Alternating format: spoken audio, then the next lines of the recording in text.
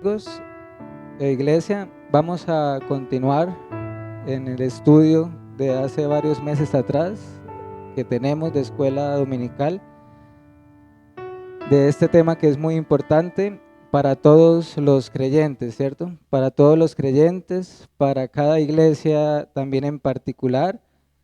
Es importante siempre considerar lo que la Biblia dice en cuanto a la adoración pública, en cuanto a la adoración congregacional.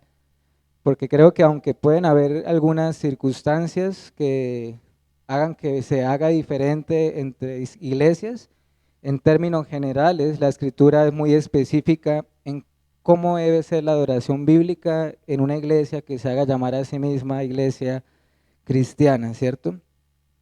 Entendemos por la Biblia que Dios ha creado todas las cosas para la gloria de su nombre. La palabra dice que Jehová ha hecho todas las cosas para sí mismo, incluso al impío para el día malo, Proverbios 16:4. Y en Isaías 43:7 el Señor dice, todos los llamados de su nombre para gloria suya nos ha formado y nos ha creado.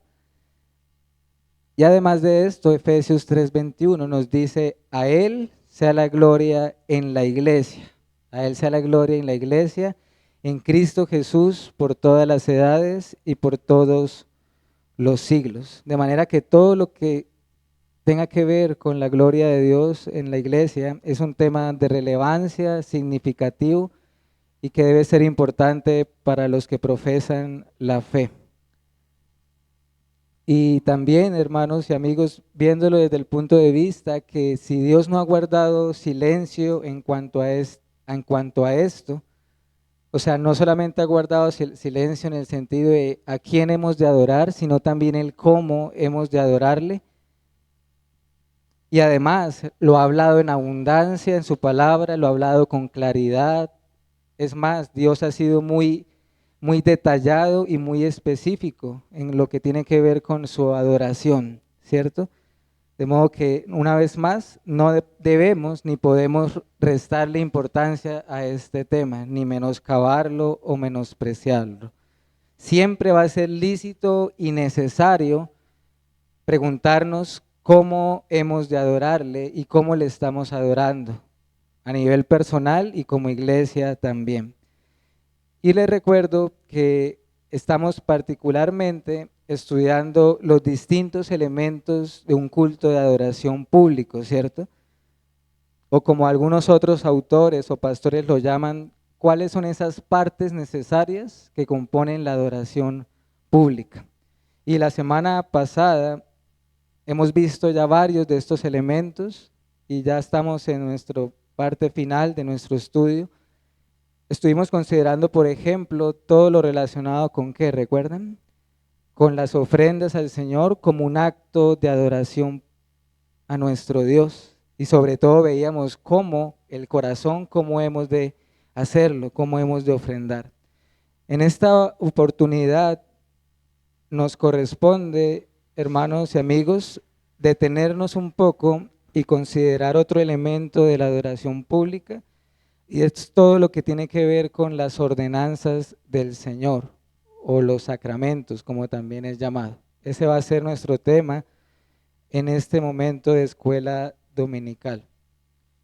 Es decir, vamos a ver algunos aspectos relacionados con el bautismo y con la cena del Señor, y especialmente este último, lo relacionado con la cena del Señor y su conexión con el culto de adoración, con la adoración pública. Estaremos considerando cuál es el sustento de las Escrituras para estas ordenanzas y algunas implicaciones prácticas a medida que avancemos, y les mencionaré también algunos cambios o modificaciones que tendremos relacionadas con estas ordenanzas. No vamos a ver todo lo que podemos decir acerca del bautismo y de la cena, porque el tema es abundante. Mencionaré algunos aspectos generales, pero recuerden, lo principal es las ordenanzas y conectado con la adoración pública. Va a estar enfocado en esto. Entonces, iniciemos con esto de las ordenanzas? Y para esto debemos preguntarnos en primer lugar, bueno, varias preguntas. Por ejemplo, ¿qué es una ordenanza? ¿Quién la instituyó? ¿Cuántas son? ¿Cuáles son esas ordenanzas, verdad? Eso es lo principal en cuanto a las ordenanzas que tenemos en la Biblia. Una ordenanza, ¿cómo la podemos definir? Una ordenanza es un mandamiento que Dios ha dado a la iglesia, a los creyentes, para que éstos los pongan en práctica. De ahí viene ordenanza, viene de una orden o de un mandato del Señor. Por ejemplo, fue el reformador Calvino o Juan Calvino quien definió la ordenanza de esta manera, abro comillas: es un testimonio de la gracia divina hacia nosotros, o sea, hacia los creyentes, que es confirmado mediante un signo externo, mediante un elemento externo, con atestiguación mutua de nuestra piedad hacia Dios. Importante, las ordenanzas, iglesia, no son producto de la imaginación de una iglesia, no es una ocurrencia de una denominación, llámese bautista, presbiteriana, pentecostal o lo que sea, no es la ocurrencia de una iglesia, no es un capricho de un pastor o de un predicador, no en absoluto. Las ordenanzas tampoco son una innovación en la adoración a Dios, no es que al ser humano se le haya ocurrido la idea de implementar estas ordenanzas en la iglesia. Todo lo contrario, como veremos en un momento, las ordenanzas fueron instituidas ¿por quién? Por Jesucristo mismo, por su persona, la piedra angular o el fundamento del edificio llamado iglesia. Él mismo fue quien la instituyó, las creó, las ordenó y las reguló también, porque también dio instrucciones específicas para cada una de estas ordenanzas con detalle. Además de esto, estas ordenanzas han sido practicadas y sostenidas por la iglesia cristiana a lo largo de los siglos. Durante más de 20 siglos la iglesia ha practicado estas ordenanzas conforme al mandato del Señor. Entonces vamos a ver dos textos bíblicos donde estos pasajes nos van a presentar el momento en que fueron instituidas para la iglesia, el momento en que el bautismo fue instituido y el momento en que la cena del Señor fue instituida. Entonces vamos con el bautismo, Mateo 28. Abramos nuestras Biblias y ubiquémonos en Mateo 28, versículo 18 al 20. Mateo 28, versículo 18 al 20. Leo el pasaje. Y Jesús se acercó y les habló diciendo: toda potestad me es dada en el cielo y en la tierra. Por tanto, id y haced discípulos a todas las naciones, bautizándolos en el nombre del Padre, del Hijo y del Espíritu Santo, y enseñándoles a que guarden todas las cosas que os he mandado, y aquí yo estoy con vosotros todos los días hasta el fin del mundo. Amén. ¿Qué tenemos en ese pasaje de Mateo 28, hermanos? Es un texto clave y es un texto, la base, donde podemos ver, por ejemplo, quién fue el que instituyó el bautismo. Fue instituido por Cristo mismo a creyentes. Entonces, Mateo 28, del 18 al 20, vemos la institución del bautismo y su regulación también. Ahora veamos el pasaje, ahí mismo en Mateo, donde vemos la institución de la cena del Señor. Un poquito más atrás, 2 capítulos más atrás, Mateo 26, versículo 17 al 29. Mateo 26, verso 17 al 29, dice la palabra de Dios. El primer día de la fiesta de los panes sin levadura, vinieron los discípulos a Jesús diciéndole: ¿dónde quieres que preparemos para que comas la Pascua? Y él dijo: id a la ciudad a cierto hombre y decirle: el maestro dice, mi tiempo está cerca, en tu casa celebraré la Pascua con mis discípulos. Y los discípulos hicieron como Jesús les mandó y prepararon la Pascua. Cuando llegó la noche, se sentó a la mesa con los 12 y mientras comían dijo, de cierto os digo que uno de vosotros me va a entregar. Y entristecidos en gran manera, comenzó cada uno de ellos a decirles, Señor, ¿soy yo, Señor? Entonces él respondiendo dijo, el que mete la mano conmigo en el plato, este me va a entregar. 24. A la verdad el Hijo del Hombre va según está escrito de él. Mas hay de aquel hombre por quien el Hijo del Hombre es entregado. Bueno le fuera a ese hombre no haber nacido.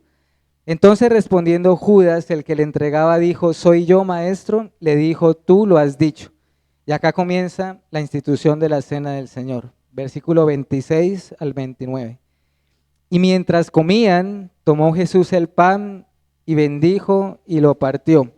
Y dio a sus discípulos y dijo, tomad, comed, esto es mi cuerpo. Y tomando la copa y habiendo dado gracias, les dio diciendo, bebed de ella todos, porque esto es mi sangre del nuevo pacto, que por muchos es derramada para remisión de los pecados.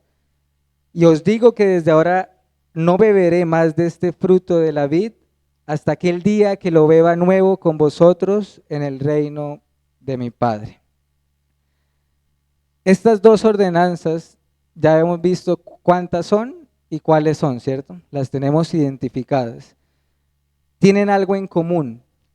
¿Qué tienen en común el bautismo y la cena del Señor? Que ambas ordenanzas contienen elementos externos, signos externos, que fueron dados con el propósito de transmitir o de comunicar una realidad espiritual mediante el uso de una señal externa.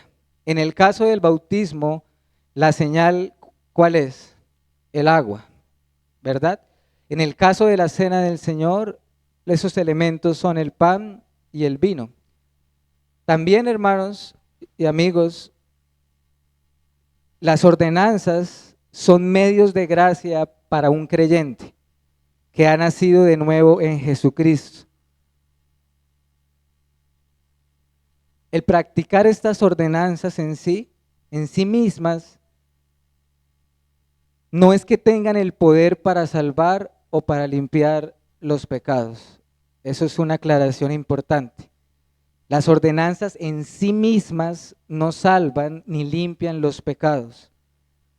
¿En qué sentido son medios de gracia? De que a través de ellos, el que ya es creyente en Jesucristo, el que ya ha nacido de nuevo, entonces puede fortalecer su fe en el Señor que ya lo salvó y puede ejercitar su fe a través de estas ordenanzas. Puede ser edificado, animado y consolado. Por ejemplo, piensen en el ladrón junto a la cruz. Este hombre que miró al Señor y le dijo, Señor, acuérdate de mí cuando vengas en tu reino, y al cual el Señor le respondió, hoy mismo estarás conmigo en el paraíso.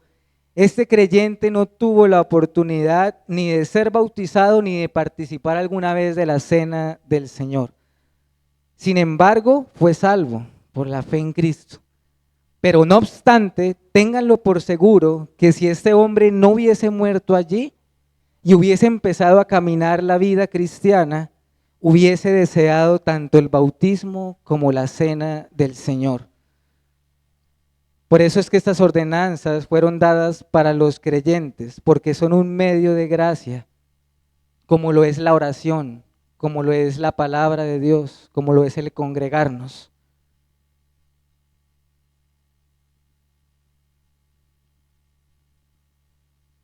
Ahora, iglesia, estas ordenanzas, el punto que estamos viendo en esta mañana y en lo que estamos enfocados es la conexión que hay entre ellas y la adoración en la iglesia. Y especialmente en la cena del Señor nos vamos a enfocar. Pero antes de pasar a la cena y todo lo relacionado con la cena del Señor, permítanme mencionar algo con respecto al bautismo y su conexión con el culto público. ¿Puede el bautismo ser una parte de la adoración pública en el día del Señor? ¿Debería ser el bautismo una parte necesaria del culto de adoración? La respuesta es no necesariamente, no necesariamente. Es decir, lo que quiero comunicar es que si una iglesia quiere incluir un bautismo o varios bautismos dentro de un culto de adoración en el día del Señor, le es lícito hacerlo. Pero si no, si escoge otro momento, otro día, otra ocasión, también le es lícito hacerlo. Y ya veremos por qué. Acompáñenme al libro de Hechos, capítulo 8. Hechos de los Apóstoles, el capítulo 8. Leeré algunos versículos de ese capítulo. Ese es el pasaje que nos habla de Felipe y el etíope, ¿recuerdan? Leeré versículo 26 y 27. Un ángel del Señor habló a Felipe diciendo, levántate y ve hacia el sur por el camino que desciende de Jerusalén a Gaza, el cual es desierto. Entonces él se levantó y fue, y sucedió que un etíope eunuco, funcionario de Candace, reina de los etíopes, el cual estaba sobre todos sus tesoros y había venido a Jerusalén para adorar, volvía sentado en su carro leyendo al profeta Isaías. Avancemos un poco más y leamos del verso 36 al 38 del mismo capítulo. Y yendo por el camino llegaron a cierta agua, y dijo el eunuco, aquí hay agua, ¿qué impide que yo sea bautizado? Felipe dijo, si crees de todo corazón, bien puedes. Y respondiendo dijo, creo que Jesucristo es el Hijo de Dios. Y mandó a parar el carro y descendieron ambos al agua, Felipe y el eunuco, y le bautizó. ¿Qué quiero que analicemos de ese versículo en cuanto a lo que estoy mencionando en este momento? Por ejemplo, el bautismo del etíope fue practicado en un contexto de adoración pública o no. No, ¿cierto? No fue practicado en un contexto de adoración o de una iglesia reunida. De hecho, el etíope fue bautizado en el desierto con muy pocos testigos, con muy pocos testigos. Otro ejemplo de esto podría ser el carcelero de Filipos. También pasó algo parecido. Voy a leer Hechos 16 del 30 al 33. Hechos capítulo 16, versículo 30 al 33. Y sacándolos les dijo, señores, ¿qué debo hacer para ser salvo? Ellos dijeron, cree en el Señor Jesucristo y serás salvo tú y tu casa. Y le hablaron la palabra del Señor a él y a todos los que estaban en su casa. Y él, tomándolos en aquella misma hora de la noche, les lavó las heridas y enseguida se bautizó él con todos los suyos. Vemos acá en el carcelero de Filipos que él creyó y algunos de su casa, cuando recibieron el evangelio predicado por Pablo y por Silas, esa misma noche fueron bautizados, ¿cierto? Nuevamente, no tenemos aquí la práctica del bautismo en un contexto eclesiástico, de adoración pública. Tenemos un bautizo en un desierto, tenemos un bautizo en una casa, en la noche. Sin embargo, también puede llegar a ser lícito y legítimo que una iglesia, si desea hacerlo, pueda practicar esta ordenanza en un culto de adoración. ¿Por qué? Porque, hermanos y amigos, la naturaleza misma de lo que significa el bautismo también lo permite, lo concede. Porque el bautismo comunica que una persona ha nacido de nuevo y que ha sido unida a Cristo y por lo tanto ha sido unida también ¿a quién? A la iglesia. De hecho, la naturaleza del bautismo permite también esto. Por ejemplo, Hechos 2:41 nos dice, los que recibieron su palabra fueron bautizados y se añadieron aquel día como 3,000 personas. Hechos 2:41. Acá hay ese versículo, por ejemplo, Hechos 2:41, muestra que ciertamente existe una conexión también entre la ordenanza del bautismo y la membresía de la iglesia. Porque los que eran bautizados, dice, se añadían aquel día. ¿Se añadieron a qué? A una iglesia local en particular, la iglesia de Jerusalén. De manera que vuelvo a repetir, la Biblia no especifica ni manda que el bautismo se deba practicar necesariamente o obligatoriamente en el culto de adoración. pero la naturaleza del bautismo lo permite si la iglesia local lo considera bien hacer así. Sin embargo, iglesia, esto no ocurre así con la cena del Señor. Acá hay una diferencia. No ocurre así con la cena del Señor. Y es en eso en lo que nos vamos a centrar en el tiempo que nos queda. La cena del Señor.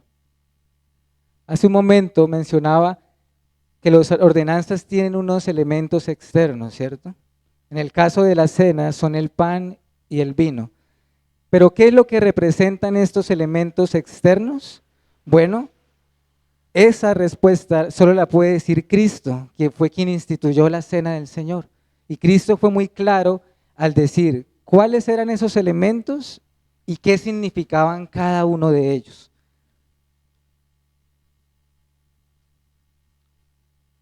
Vayamos a 1 Corintios 11.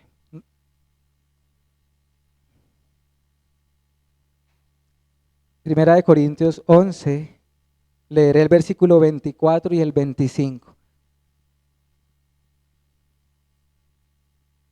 Primera de Corintios 11, 24 y 25.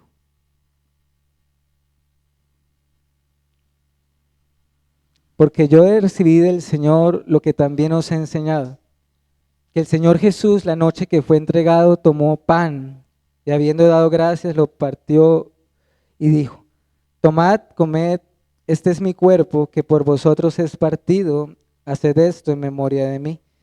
Y el 25. Asimismo tomó también la copa, después de haber cenado, diciendo: esta copa es el nuevo pacto en mi sangre, haced esto todas las veces que la bebiereis en memoria de mí. Eso mismo que dijo Pablo acá en Corintios es exactamente lo mismo que dijo el Señor cuando la instituyó en Mateo 26, ¿cierto? ¿Qué representa el pan? ¿Qué simboliza el pan? El cuerpo de nuestro Señor Jesucristo. Por eso Él decía a sí mismo que Él era el pan de vida, el maná que bajó del cielo. El pan representa el cuerpo del Señor inocente, sin pecado, sin defecto, sin mancha, pero también no es solamente el cuerpo del Señor, sino que está conectado con su sufrimiento. El pan que fue ¿qué? Partido, el pan que fue molido por los creyentes, por su pueblo. Entonces la cena del Señor es para aquellos por quienes Cristo murió y está íntimamente conectada con el sacrificio en el Calvario y lo que ocurrió allí entre el Padre y el Hijo. Su cuerpo fue partido. ¿Qué quiere decir que fue partido? La ira de Dios derramándose sobre su Hijo. Y en cuanto a la copa, ¿qué significa la copa? Significa la sangre de nuestro Señor Jesucristo. Eso es lo que simboliza la copa. Sangre santa, sangre sin mancha, sangre sin defecto, sangre sin pecado, que fue derramada por completo por sus pueblos. Pero esta copa no solo representa la sangre de Cristo, sino que también está representando algo más que nos dijo el Señor. ¿Qué cosa? Un nuevo pacto, la inauguración de un nuevo y un mejor pacto en Jesucristo. Es ese mismo pacto que el Señor prometió desde la antigüedad, donde prometía un nuevo corazón, ¿recuerdan? Voy a leerle el pasaje. Si quieren anotar la cita, Jeremías 31, versículo 33 y 34. Pero este es el pacto que haré con la casa de Israel después de aquellos días, dice Jehová. Daré mi ley en su mente, la escribiré en su corazón, y yo seré a ellos por Dios y ellos me serán por pueblo. Y no enseñará más ninguno a su prójimo ni a ninguno a su hermano diciendo: conoce a Jehová, porque todos me conocerán, desde el más pequeño de ellos hasta el más grande, dice Jehová, porque perdonaré la maldad de ellos y no me acordaré más de sus pecados. Jeremías 31, versículo 33 y 34. Ese es el nuevo pacto que fue anunciado desde la antigüedad y que se inauguró con nuestro Señor Jesucristo. Un pacto nuevo, mejor que el antiguo pacto, porque noten lo que dice al final. perdonaré su maldad y nunca más me acordaré de sus iniquidades. Ahora, pensemos por un momento, ¿qué es lo que sucede en el momento de la cena del Señor? En esto son muchas o diferentes posturas teológicas que hay, creencias en cuanto a qué es lo que sucede con los elementos en la cena del Señor. Voy a mencionar solo las más conocidas y cuál es aquella que nosotros como iglesia creemos. Primero, no creemos en lo que es conocido como la transubstanciación. No lo creemos ni lo practicamos. Esta es la postura católica romana, ¿cierto? ¿Qué es lo que afirman ellos? De hecho, creo que ellos no le llaman a esto cena del Señor, sino misa o Eucaristía. ¿Cuál es el punto?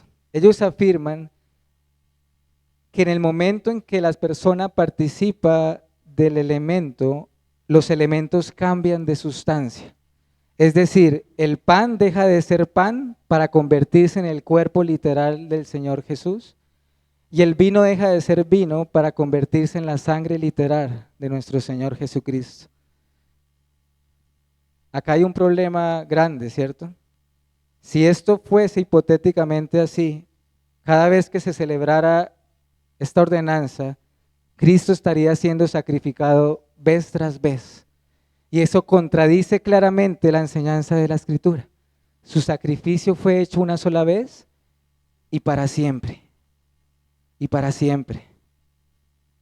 Además, esta práctica romana, católica romana, está muy ligada con su creencia de obras del sistema romano. Ellos ven la salvación o la justificación como un proceso en sus propias obras o en sus propios méritos. Pero recordemos que según las Escrituras, la salvación o justificación es un acto exclusivo de Dios, soberano de Dios, y basado no en nuestros méritos, porque no los tenemos, sino en los méritos de Cristo. Es decir, si la justificación se basa en unos méritos, son en los de Cristo, no en los del ser humano. Por lo tanto, la postura romana, católica romana, realmente ya raya con la herejía. Lo mismo podríamos decir del bautismo. Ellos sostienen que los infantes deben ser bautizados y que en ese momento su pecado original es quitado. Son cosas que rayan con la herejía, según la palabra de Dios. Segundo, no creemos ni sostenemos la otra postura conocida llamada la consubstanciación. Consubstanciación. Esta es la postura que tuvo Martín Lutero y los luteranos. Ellos no creían que los elementos cambiaran de sustancia, como lo que acabamos de ver. Sin embargo, afirmaban que de alguna manera el cuerpo y la sangre del Señor estaban en esos elementos o bajo esos elementos.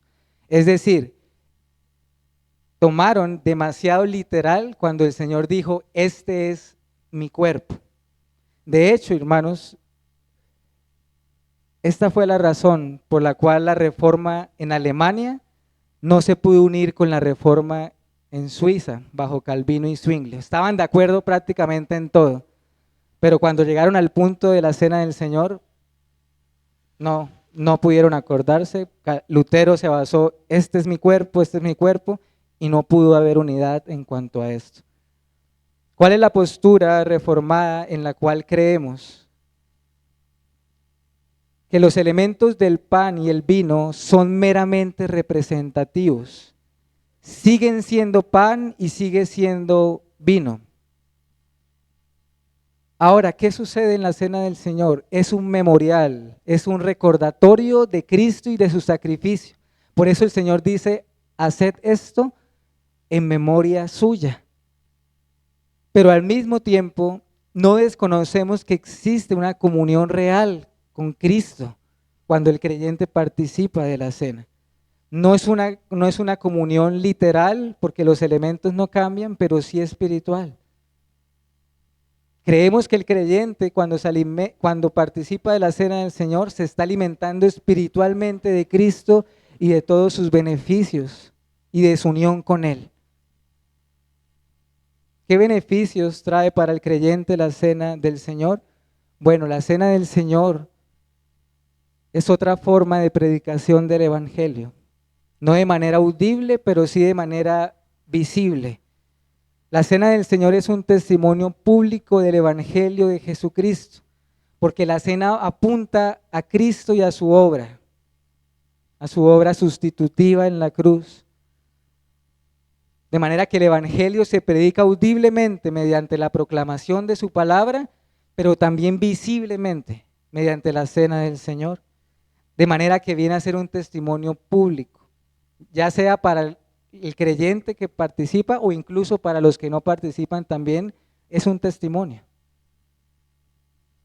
Es un medio de gracia porque edifica al creyente, es un don de Cristo para la iglesia. ¿Por qué fortalece la fe a un cristiano cuando participa de la cena del Señor? Porque a través de ella el creyente ejercita su fe en Cristo, renueva su arrepentimiento para con Dios, reconoce su indignidad. Porque la cena del Señor lo que hace es eso, conducirnos a Cristo y a su obra y a sus méritos. Una de las maneras de tomar indignamente la cena del Señor es cuando nos creemos dignos de tomarla. Una de las maneras de tomar indignamente la cena es cuando nos acercamos a ellas confiando en unos méritos que no tenemos. El que hace digno a un creyente de tomar la cena del Señor es Jesucristo mismo y sus méritos.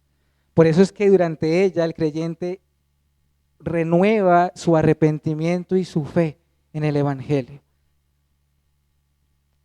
Ahora, iglesia, ¿debe ser la celebración de la cena del Señor una parte necesaria de la adoración pública? ¿Debería ser un elemento del culto de adoración? A diferencia de lo que vimos del bautismo, creo que sí, hermanos. Sí es un elemento necesario de un culto de adoración. En el pasaje que leímos de Mateo 26, donde el Señor instituye la Santa Cena, no volveremos a leer el pasaje porque ya lo leímos. En esa primera celebración de la Cena del Señor, cuando fue inaugurada, fue celebrada entre ¿quiénes? Entre Cristo mismo y sus discípulos, pero no fue en un contexto privado. El contexto y la inauguración de la Cena del Señor era un contexto de adoración. Recordemos que ellos estaban celebrando la Pascua,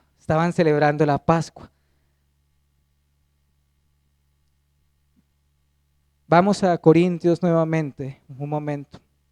Primera a los Corintios, capítulo 10. Estamos viendo, según las Escrituras, por qué la cena sí debe ser un elemento de la adoración. Primera a los Corintios, el capítulo 10, leeré el versículo 16 y 17. La copa de bendición que bendecimos no es la comunión de la sangre de Cristo. El pan que partimos no es la comunión del cuerpo de Cristo. Siendo uno solo el pan, nosotros con ser muchos somos un cuerpo, pues todos participamos de aquel mismo pan. Este pasaje que acabo de leer nos recuerda lo que ahorita mencionaba, una comunión real en la cena del Señor.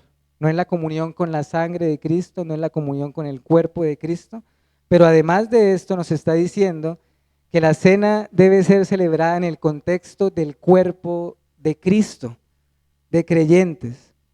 Porque entre otras cosas, la cena del Señor también comunica la unidad de la iglesia del Señor en su aspecto universal, pero también en su aspecto visible, en una iglesia local.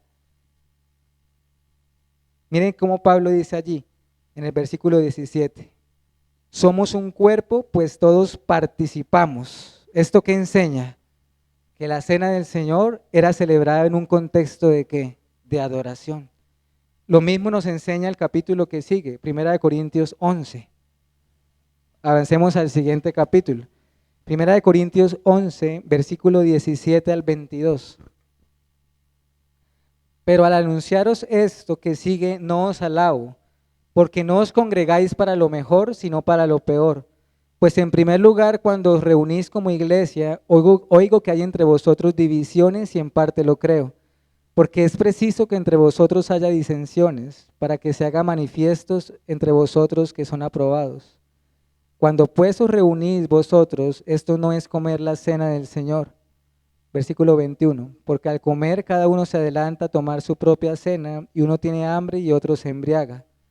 Pues ¿qué? ¿No tenéis casas en que comáis y bebáis? ¿O menospreciáis la iglesia de Dios y avergonzáis a los que no tienen nada? ¿Qué os diré? ¿Os alabaré? En esto no os alabo. ¿Qué nos dice ese pasaje, hermanos? Las instrucciones que Pablo dejó en la cena en 1 Corintios 11 también es celebrada en un contexto de ¿qué? De adoración. ¿Cómo lo vemos acá? Porque no os congregáis para lo mejor, sino para lo peor. Cuando os reunís como iglesia, sucede esto. Y cuando os reunís como iglesia, es que participan de la cena del Señor y lo estaban haciendo desordenadamente, adelantándose el uno al otro. Pero el punto que quiero recalcar ahí es que cuando lo hacían, cuando la iglesia estaba reunida en su nombre. Es más, Pablo hace acá una diferencia entre el momento de la celebración de la cena y cuando comían y compartían juntos, hace una distinción. ¿Qué implicaciones prácticas traería esto de la cena del Señor como un elemento del culto de adoración? ¿Qué podríamos aprender acá? Iglesia, no existe, hermanos y amigos, un solo precedente bíblico en el Nuevo Testamento para que la cena del Señor sea celebrada en un contexto distinto al culto de adoración. No hay ningún precedente en la Biblia. ¿Qué quiero comunicar con esto? Que no es apropiado, ni bíblico, ni correcto, que la cena del Señor sea celebrada en otros contextos. ¿Como cuáles? Matrimonios, funerales, incluso reuniones informales de la iglesia, conferencias, en la casa, en hospitales, etcétera. ¿Por qué, hermanos? No es un capricho. Estamos viendo que la cena del Señor es una ordenanza pública que no tendría por qué ser celebrada en secreto o en privado, sino en una reunión formal de adoración de la iglesia, ya sea en su adoración matutina o en su adoración vespertina. Le es lícito o bíblico hacerlo según la iglesia lo considere necesario. Y es por eso, hermanos, que hemos considerado empezar a celebrar la cena del Señor también o en los cultos vespertinos, porque es lícito hacerlo ya sea en el culto matutino o en el culto de la tarde, con tal de que sea un culto de adoración formal en la iglesia. Es más, nuestra Confesión de Fe de Londres también enseña lo mismo en cuanto a que la cena solo debería ser celebrada en el contexto de la adoración. Por ejemplo, dice en el capítulo que habla de la cena, dice, abro comillas, la cena del Señor Jesús fue instituida por Él la misma noche en que fue entregado, para que se observara en sus iglesias hasta el fin del mundo. La iglesia cristiana reunida en su nombre, y hermanos, no estoy haciendo referencia a nosotros en particular. Acá hablo general en cualquier iglesia bíblica que profese ser cristiana. El único lugar donde es lícito recibirla a Cristo simbólicamente, a diferencia del bautismo, es en una iglesia cristiana que está reunida en adoración. ¿Por qué también? Porque el bautismo es más privado y más personal. El bautismo tiene que ver más con el individuo y su conversión y su nuevo nacimiento. Pero la cena del Señor tiene un carácter que es corporativo, que es público. El bautismo se centra en la persona regenerada, ¿cierto? Pero la cena se centra ¿en qué? en la iglesia, en el cuerpo de Cristo. En cuanto a su administración, es importante que la cena del Señor pueda ser celebrada y administrada por un ministro ordenado del Evangelio de Jesucristo, o alguien que tenga la autoridad dada por el Señor y por esa iglesia para la administración correcta de las ordenanzas. Ahora quisiera mencionar también algo importante, hermanos. Su frecuencia. ¿Con qué frecuencia deberíamos participar o celebrar la cena del Señor? Ya que estamos ahí en Corintios 11, por ejemplo, le damos el versículo 26. Primera de Corintios 11, 26. Así pues, todas las veces que comiereis este pan y bebiereis esta copa, la muerte del Señor anunciáis hasta que Él venga. Pero recuerden el pasaje de Hechos 2:42. Y perseveraban en la doctrina de los apóstoles.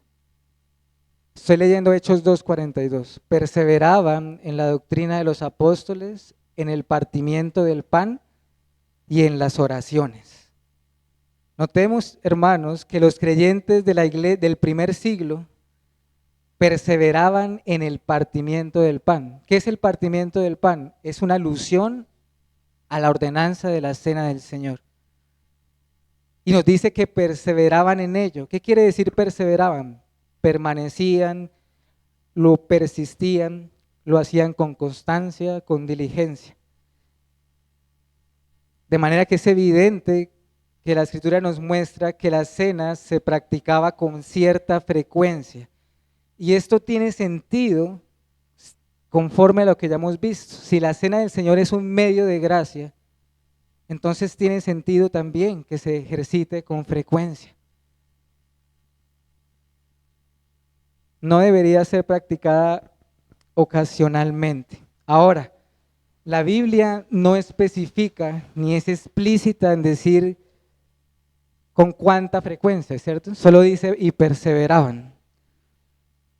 Esta es la razón, hermanos, que buscaremos como iglesia empezar a celebrar la cena del Señor con una mayor regularidad a como lo veníamos practicando.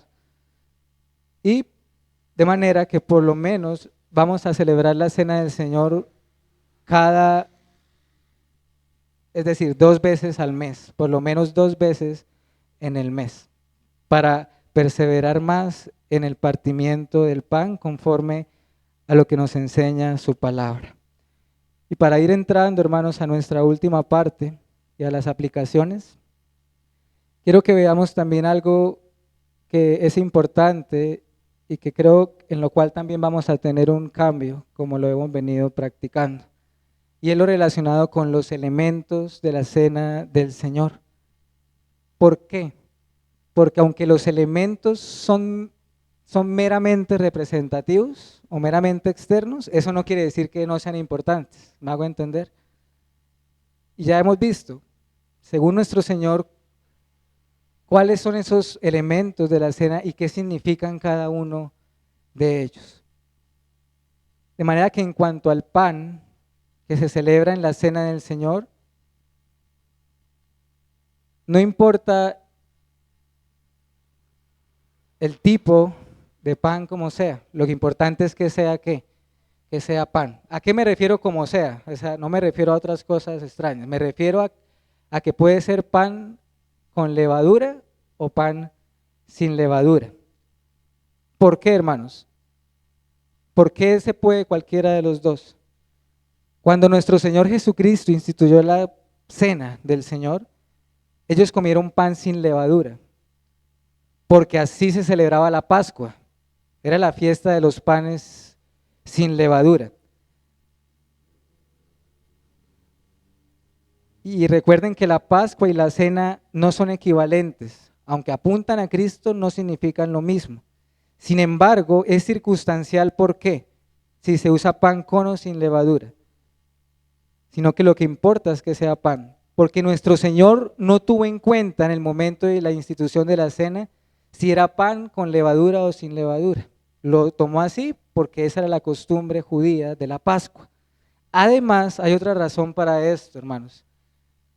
En el idioma original, en Mateo 26 o en todos los textos de los evangelios que hablan de la institución de la cena del Señor, y en Primera de Corintios 11, lo que hemos visto del apóstol Pablo, la palabra griega para pan es una palabra que se llama artos. ¿Y saben qué significa? Significa pan común, pan común. Es decir, el autor dejó en su palabra original, dejó clara que ese pan podía ser pan ¿qué? Pan común, pan común.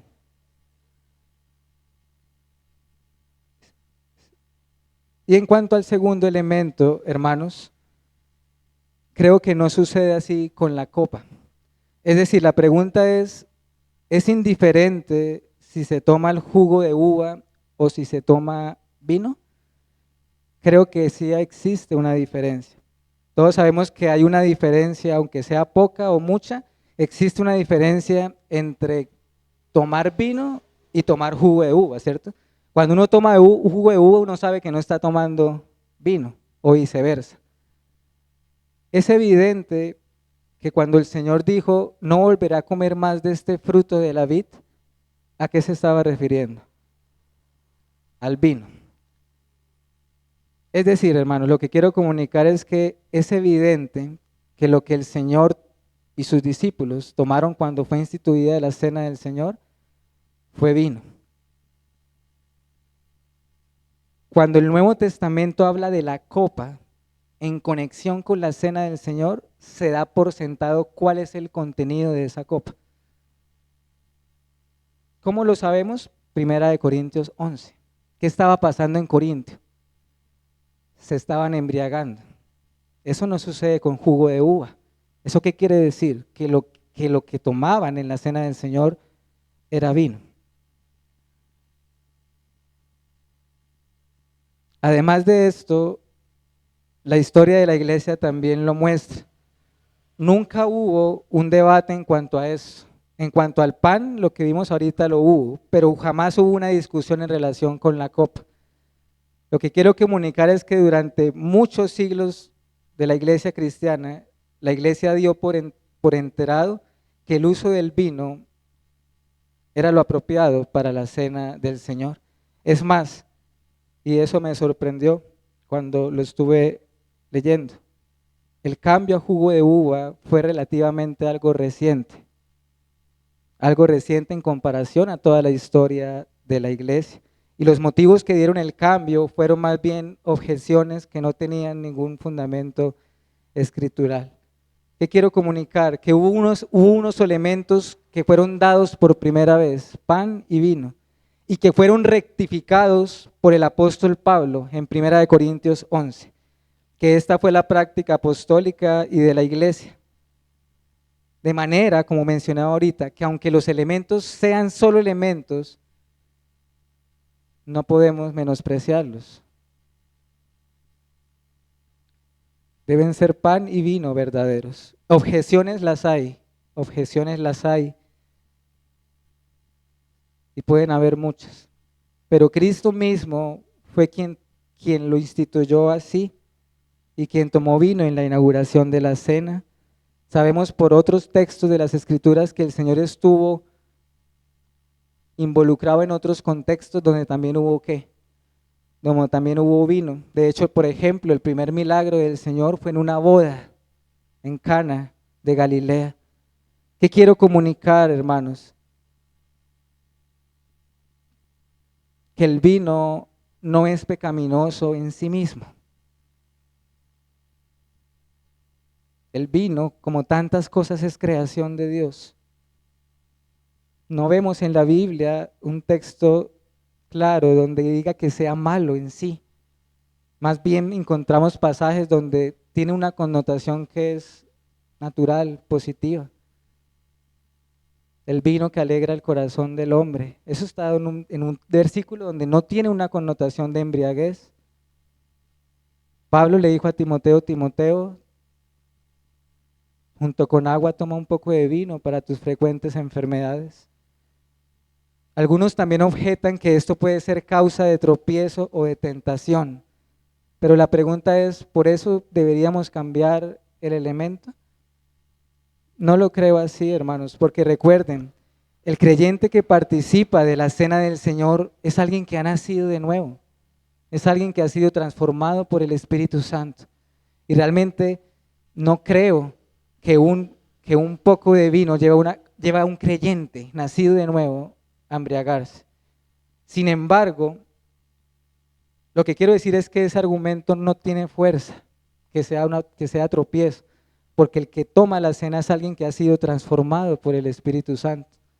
Sin embargo, a pesar de esto, y como entiendo que puede llegar a ser un asunto de conciencia para algunos creyentes en particular, y si ese es el caso de algunos de ustedes de manera personal, realmente lo podemos hablar en privado y poder buscar una solución sin que esto afecte que el elemento sea cambiado en general para todos.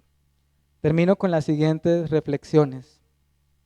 En cuanto a esto último que acabo de mencionar, no debemos hacer de esto un tema de división, iglesia, hermanos, ni entre nosotros mismos ni nosotros con otras iglesias. No es un tema de división.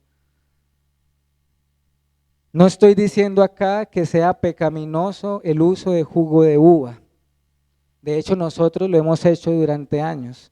No estoy diciendo que entonces quienes lo hagan así no están celebrando la cena del Señor, como si no fuera válida la cena del Señor. Esto no quiere decir que si en algún momento estamos visitando una iglesia que participe la cena con jugo de uva, nos abstengamos por esto. De ninguna manera, porque eso sería darle más importancia al elemento en sí que a la esencia de la ordenanza. Lo que estoy diciendo, hermanos, es que simplemente creo que así se ciñe más a las Escrituras, de manera personal y como iglesia. Segundo, no olvides nunca que sin iglesia local, cualquiera que ésta sea, no hay cristianismo. No existe un cristianismo fuera del contexto de una iglesia local, cualquiera que ésta sea, iglesia bíblica. No existen cristianos solitarios, aislados de un cuerpo de creyentes. No sería consecuente profesar la fe cristiana y rechazar o no desear la práctica de estas ordenanzas que el Señor ha instituido. Las ordenanzas son importantes, hermanos, eso es en últimas lo que quiero transmitir en este momento. Son importantes, deben ser tomadas en serio. Tengan cuidado de aquellas iglesias que menosprecian las ordenanzas, que le restan valor, que las menoscaban. Es preferible 1000 veces que una iglesia sea celosa en cuanto a esto, es decir, que tenga una visión elevada de las ordenanzas, a una iglesia que las tome superficialmente o a la ligera. De manera que debemos orar al Señor, hermanos, porque ¿por qué ha sido esta enseñanza de escuela dominical? Porque hace parte de la adoración al Señor y debemos de clamar a Dios, porque aún allí implica que hemos de adorarle en espíritu y en verdad. Vamos a orar. Te alabamos, oh Señor, te adoramos en este momento. Gracias por este tiempo de escuela dominical que nos has dado junto a mis hermanos y como iglesia para abrir tu palabra, para meditar y detenernos en estos distintos textos bíblicos. Y te ruego, oh Dios, que sea tu misma palabra la que nos convenza, nos instruya, nos enseñe, Señor.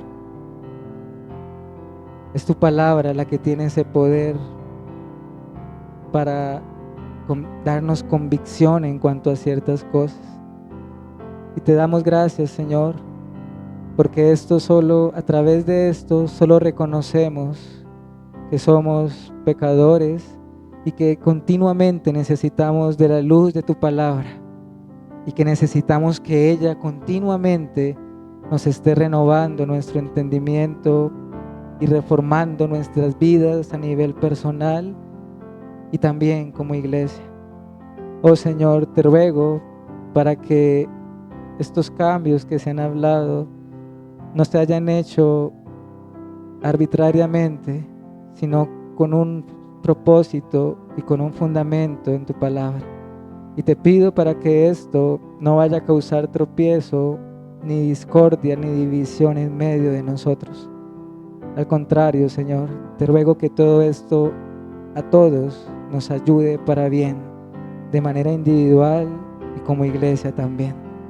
Te adoramos y te alabamos y te damos gracias por el consejo de tu palabra. En Cristo Jesús. Amén y amén.